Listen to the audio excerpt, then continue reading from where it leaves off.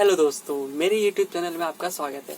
और इस वीडियो में हम बात करने वाले हैं कि गेम एक आइडिया, एक थिंकिंग से एक असली प्रोडक्ट में कैसे कन्वर्ट होता है, गेम्स कैसे बनते हैं। तो इस वीडियो में आप सबके साथ पूरा गेम बनाने का प्रोसेस आप सबके साथ शेयर करूंगा।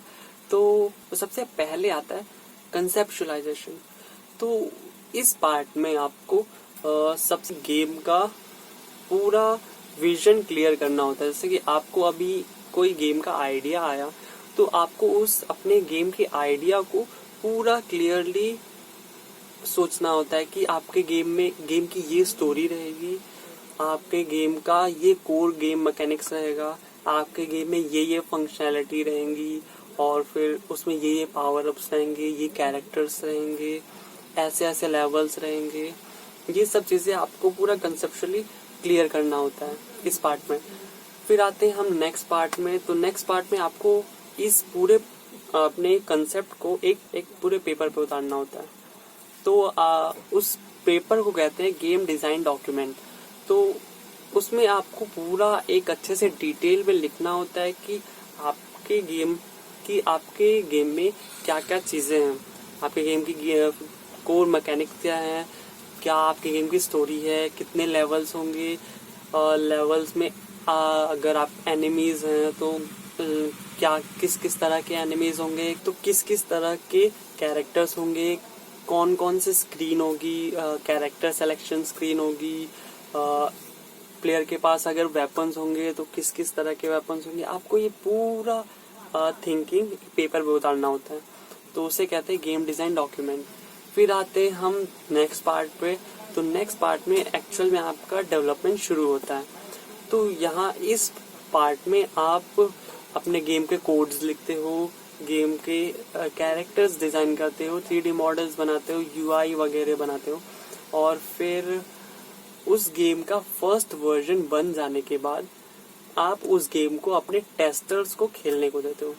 तो टेस्टर्स उस गेम को खेलने के बाद आपको बताते हैं कि इस गेम में क्या क्या बग्स हैं, क्या क्या ग्लिचेस हैं, वो सारी बातें आपके साथ कम्युनिकेट करते हैं। और फिर आप उनकी जो रिव्यूज होते हैं टेस्टर्स के, आप उन्हें कंसीडर करके उसे वापस से डेवलपमेंट फेज में लेके आते हो, उसे उन बग्स को फिक्स करते हो और ग्लिचेस निकालते हो, और फिर वो गेम आप यूजर को आगे खेलने को देते हो।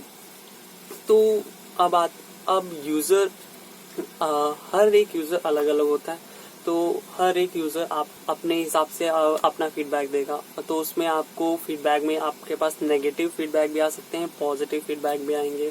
तो पॉजिटिव फीडबैक में आपको अप्रिशिएशन मिलेंगे, अच्छे फीडबैक मिलेंगे। नेगेटिव में आपको नेगेटिव फीडबैक मिलेंगे ऑफ कोर्स।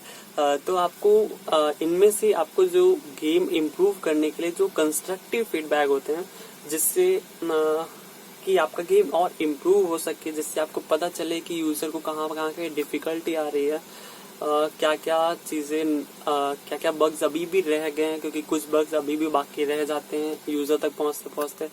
तो आपको वो सॉल्व करके उनके रिव्यूज पे एक्शन लेके वापस से उस डेवलपमेंट फेज में डालना होता है।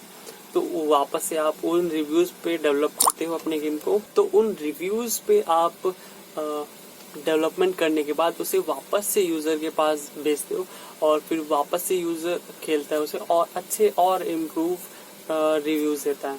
तो ऐसे करके ये डेवलपमेंट साइकिल हमेशा चलती रहती है। ऐसे करके और अच्छे और इम्प्रूव्ड वर्जन गेम के आते रहते। तो ऐसे करके गेम के नए नए वर्जन आते रहते हैं। First version, second version, third version और इम्प्रूव हो गया। तो ऐसे इम्प्रूव होता है गेम। और फिर आते हैं लाइक कि आप डेवलपमेंट में सबसे पहले क्या बनाओगे। तो डेवलपमेंट में आपको सबसे पहले अपना एक मिनिमम वायबल प्रोडक्ट बनाना होता है, MVP प्रोटोटाइप बनाना होता है गेम का।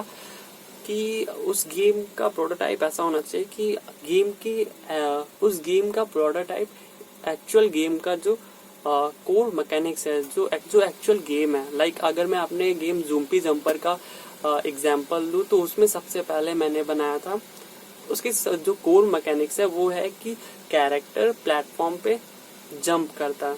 इस प्लेटफॉर्म से इस प्लेटफॉर्म पे जंप करेगा, इस प्लेटफॉर्म से आगे प्लेटफॉर्म पे, और प्लेटफॉर्म्स पीछे जाते जाएंगे। तो ये उसकी कोर मैकेनिक्स थी। तो मैंने सबसे पहले इस मैकेनिक्स को किया, डेवलप किया। फिर उसके ऊपर आप अपने जो एक्स्ट्रा चीज़ें हैं, जैसे कि डिफरेंट कैरेक्टर्स हो गए, तो आप डिफरेंट कैरेक्टर्स ऐड कर सकते हो, फिर स्कोर्स ऐड कर सकते हो, पावर अप्स ऐड कर सकते हो। ऐसे आप इस कोर मैकेनिक के ऊपर आप ये ऐसे सारी चीज़ें ऐड कर सकते हो, ऐड अप कर सकते हो। तो आपको ऐसे सबसे पहले गेम को डेवलप करना होगा, और फिर उसके बाद जब आपका पहला वर्जन, एक प्लेएबल वर्जन क्रिएट हो जाए, तो आपको उस वर्जन को टेस्टर्स को देना होता है। तो टेस्टर्स एक ऐसा ग्रुप होता है प्लेयर्स का जो आपके डेवलपमेंट ग्रुप से बाहर हो, जिसका डेवलपमेंट ग्रुप से रिलेशन ना हो। क्योंकि अगर आप एज अ डेवलपर तो आपको पता है कि गेम कैसे काम करता है, लेकिन एक्चुअल यूजर को नहीं पता कि गेम कैसे काम करता है। तो वो लोग फाइंड करेंगे, वो लोग उसमें उसको खेलेंगे, उस पर आपको रिव्यू देंगे, और फिर ऐसे करके आपका नेक्स्ट वर्जन भी क्रिएट हो। तो ऐसे करके आपको जो टेस्टर्स है वो आपको फीडबैक देंगे बग्स के रिलेटेड, ग्लिचेस के रिलेटेड, और आप उनमें इम्प्रूव करोगे। फिर ऐसे चल के वो गेम जाता है यूजर के पास, और फिर ये डेवलपमेंट साइकिल चलती रहती, और ऐसे करके गेम इम्प्रूव होता रहता है। तो ये यही होता है एक गेम को इमेजिनेशन से लेके एक्चुअल प्रोडक्ट में लाने का प्रोसेस। आई होप आपको मेरे इस वीडियो से काफी हेल्प हुई होगी। तो अगर आप भी एक गेम डेवलपर बनना चाहते हो तो डेफिनेटली आप मेरे चैनल को सब्सक्राइब करो, क्योंकि इस चैनल के थ्रू मैं आप सबसे game development related experiences share करता रहता हूँ। तब तक के लिए बाय बाय।